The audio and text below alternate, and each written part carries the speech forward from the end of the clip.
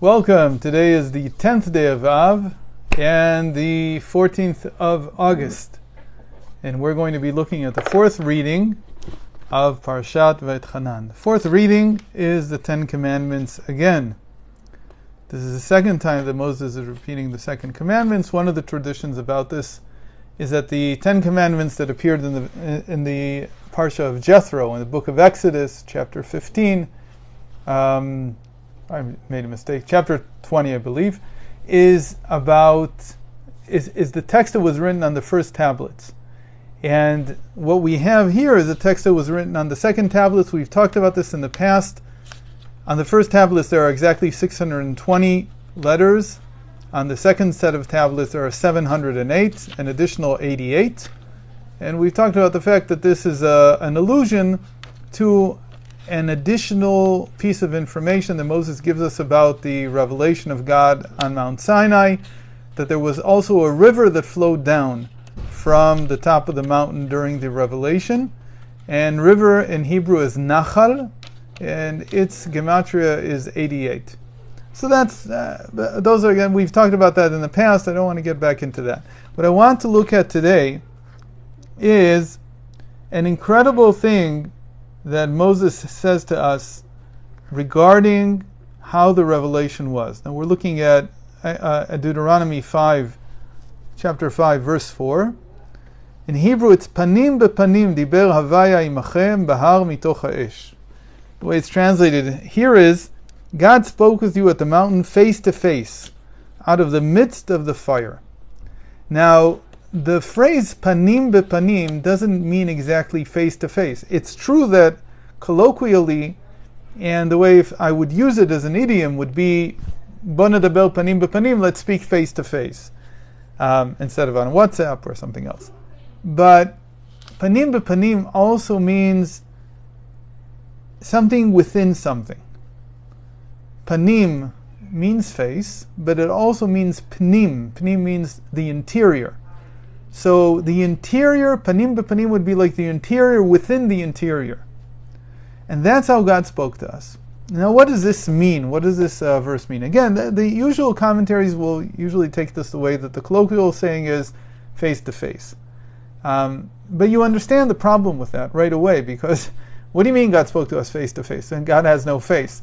So what are we exactly talking about? That even if this was some kind of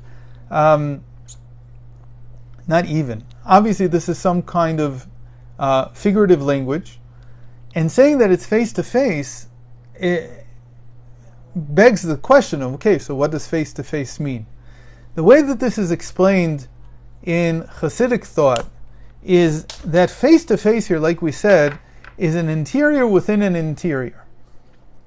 The idea being that when God spoke to us, when God gave the Torah, there's different ways of understanding what that means. Most people understand the Torah, the Greeks, for instance, the ancient Greeks who had us translate the Torah into Greek, and they had the Torah added to the ancient library in Alexandria, the famous world library at the time, the Library of Congress of that era. They saw the Torah as wisdom. They believed that it was some kind of very important, maybe even to some extent, divinely inspired wisdom. But they wanted it in Greek because they didn't feel that there was anything special about the language itself, and they wanted the wisdom translated so they could have access to it. And the day that the Torah was translated into Greek, ancient Greek, was designated as a fast day. It became a day of mourning. The question is why? Today we're so happy that the Tanya is translated into every single language. The Torah is in every single language. Why was it like that then? Because you have to understand that at that time, the people didn't understand the Torah as wisdom. The Jewish people didn't see it as wisdom. They saw it as something entirely different, and we'll see what in a moment. But the Greeks took the Torah in its pristine form, the way that it had been understood for about a millennia before, and they degraded it into just wisdom, even if it wasn't divinely inspired wisdom. That is an exterior understanding of the Torah. It's true, the Torah also contains wisdom, even worse than that would be to come and say that this wisdom is predicated on historical events. In other words, that the Torah is a way of recording history in a way that leaves a divine message. That, in many ways, is what the prophets did. But that's not the Torah. That's not the Pentateuch. That's not the 5 books of Moses. The prophets received their prophecy in relation to historical events. However, the reason we have these prophecies written down is because they're not just taking historical events and extracting from them the divine message. If that was all they were, then they would be a divinely inspired history. Even the prophets are much more than this. Even the prophets are, at least the ones that we have before us, that were included in the canon of the 24 books of the Bible. Those books have relevance today. So it's not just about extracting a message from history, it's about talking about present day events. And that requires prophecy. So Moses is at least a prophet, so he's not doing that. So he's definitely not that. What is it then? So there are 2 ways that this is approached in the usual understanding in Kabbalah and Chassidut. Kabbalah usually looks at the Torah, and this is the way that a lot of the classic commentaries look at it, as God's will. What does God want from you? So God is telling you, this is what I want. It's not a story about what happened. It's not an extraction of wisdom from what happened. It's not divinely inspired. It's God saying, what do I want from you? Now, I don't want to get into this whole topic, but because strangely enough, I only realized it was a topic today. It's been going on for a while. Rabbi Manis Friedman has been fighting the whole world on, is the Torah God's will? And more importantly, what does that exactly mean? So I don't want to get into that whole topic. You can find him talking about it everywhere. It's one of the aspects of Hasidic thought. It's one of the aspects, it's not the only one. Today I want to talk about a different one. Everything he says in that respect is 100% true. It's important for every person to hear what he has to say about it. It's important, especially for Jews who are performing God's will. Most people understand the Torah as God's will. They don't understand it just as wisdom. That's how the academic world maybe looks at it. So it's important to understand what it means that the Torah is God's will. What does it mean? What does it mean that God wants something? What does it mean that God has a will even? This is a topic that in Chassidut, in Hasidic thought, is really explored in depth and needs to be understood deeply by people, because if you don't understand this topic well, as he makes clear in many of his statements, it's not even clear that you're on the path to performing Torah for its own sake, what's called lishma. Yeah, you may not even be in that direction, although that needs to be discussed, but he may be right about that. And so it leaves people really grasping for something that they don't really connect with. They don't really understand what they're grasping for. So I recommend listening to those many videos that he has on YouTube on this topic. But the Rebbe and all the Hasidic masters before him talked about panim bepanim, this interior of the interior, as being not just the interior being the will. If it was just panim, one interior, it would mean when I tell you something, also you assume that I'm an intelligent agent, and therefore I have agency, I have will, and so therefore I'm sharing my will with you. That would be one interior. The interior of the interior, as we've learned here many times, is pleasure. Pleasure is higher than will. And these are the 3 parts of the crown: will, pleasure, and faith. So when Moses says here, panim bepanim diber Hashem Elokechem imachem, that God spoke to you face to face, meaning the interior of the interior, what he's saying is, according to Hasidic thought, that God spoke to you revealing that it is his pleasure, not just his will, but his pleasure to share the Torah with you. And that was the experience of Mount Sinai. it's a different experience than will. Let me give you an example, a simple example. As a father, when I tell my children do so and so, they know that it's my will. They know that much. They know I'm not, some kind of automaton that's just regurgitating all kinds of orders that I got from the mothership. So that they know. But many of the things that they need to understand, and that's not so simple, is that I also take pleasure in some of the things that I tell them. For instance, when I ask one of my children, don't get up from the Friday night table, don't get up from the Shabbos table.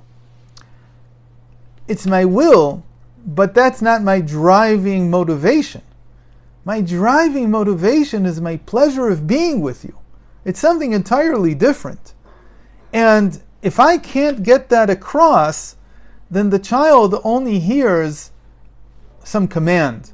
And that's external, that's exterior, relatively exterior.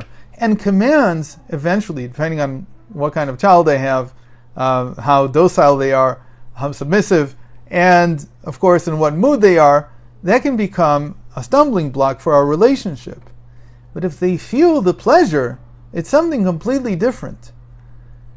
Moses is saying here, when God spoke to you, you felt the pleasure in him sharing the Torah. You felt the divine pleasure of it. What kind of pleasure could there be? So this is really, it's interesting. If you watch Rabbi Friedman's videos, you'll see that he comes up short with this question.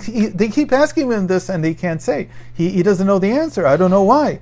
The answer in Chassidut is very well known. It's God's pleasure. It's like what we call a craving. It's not just pleasure is better than craving. Craving is even higher. That's in the level of faith. But pleasure means that God has pleasure, literally pleasure, when I study Torah, when I put on tefillin. It's pleasurable from him. It's not just that he gets pleasure from his will having been followed. That's one level. That's still exterior. And that will usually not buy people over. Because even if God's will is greater and more eternal and so on, I don't know if I want a part of that. But if I feel the pleasure in it, that's a completely different story. Entirely different. So if I can feel the pleasure in the Torah, my connection to it, my connection to God as the giver of the Torah, is at a completely different level. It's the same as between a child and a parent. If I can feel my Father's pleasure in being with me, and this is the way that he's with me, by giving me the Torah, by having me engage in the Torah, both in terms of the knowledge of the Torah, both in terms of the actions that the Torah prescribes, and also in terms of just the plain feeling of being with my Father when I'm learning Torah. That creates a connection that cannot be severed. It's much, much stronger. Now, one might ask, so what is it's called nachas in a certain sense, but it's not so easy, because the word, somebody here wrote me on Facebook that it's called nachas. Nachas is the word that the sages used to describe the pleasure received from my will being followed. It's not the same thing as pleasure. Pleasure is ta'anug. It's a completely different idea, different notion. Now, the whole premise of Chassidut is that during the exile, all we can understand is the Torah as God's will. Meaning, it's very hard to reconstruct what they felt during the giving of the Torah at Mount Sinai. The whole premise then is that the redemption is the return of that feeling, the return of that emotion, that experience, that following the Torah, learning the Torah, being with the Torah, is the way to experience divine pleasure, not just divine will. And then there's a level beyond that, which is called faith. That we'll have to discuss when we get a chance to speak about the resurrection of the dead again, and how that works out. But that's the basic idea. And I really encourage you to hear these. I don't know how I missed these. Apparently this is a big deal now in the Jewish world, and I don't know where I've been under a rock for a long time. But apparently he's got the whole rest of the Jewish world up against him now, because really what he's saying is even something so simple as what will actually means needs to be understood by most people today, because they've sort of lost connection with that. So with that, let's end today, and God willing, we'll continue tomorrow with the fifth reading. Thanks very much for joining. Hope to see you. Bye-bye.